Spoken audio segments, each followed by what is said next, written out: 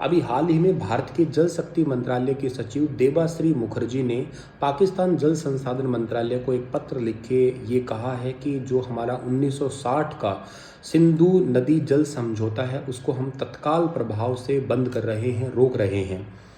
अब आप ये कहेंगे सर ये सिंधु जल समझौता एक्चुअली है क्या?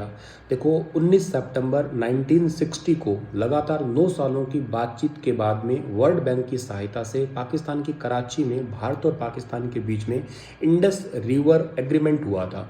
इस इंडस रिवर एग्रीमेंट में क्या है, सिंधु और सहायक नदियों के जल के उपयोग से संबंधित है। अब सिंधु नदी है, सिंधु नदी के साथ साथ पश्चिमी नदियां और भी, सिंधु है, सिंधु के साथ झेलम है और चिनाब है। इन तीन नदियों के ऊपर या इन तीन नदियों के पानी के ऊपर अधिकार पाकिस्तान का होगा। हालांकि इसके ऊपर इंडिया जो है वो जल विद्युत परियोजना, हाइड्रो इलेक्ट्रिसिटी प्रोजेक्ट है, वो सेटअप कर सकता है।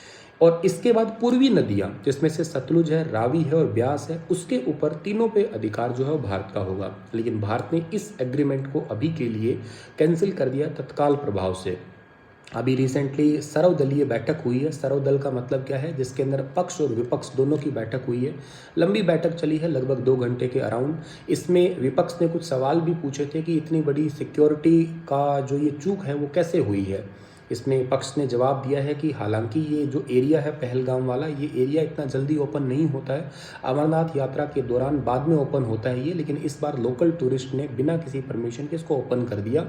दूसरी बात, सवाल ये पूछा गया था कि आप जो इतना लेट से कैसे पहुँचे बचाने के लिए, तो इन्होंने जवाब दिया कि ये ज़मीन से जगह ऊपर है, कम से कम भी 45 मिनट का समय तो लगता ही है, इस करके देरी हुई पहुंचने में।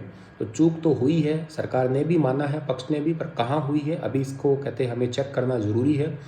दूसरी बात, सर्वदल ने या विपक्ष ने पूर्ण रूप से सरकार का साथ दिया है कि अगर आप युद्ध भी करते हैं तो हम आपके साथ में हैं।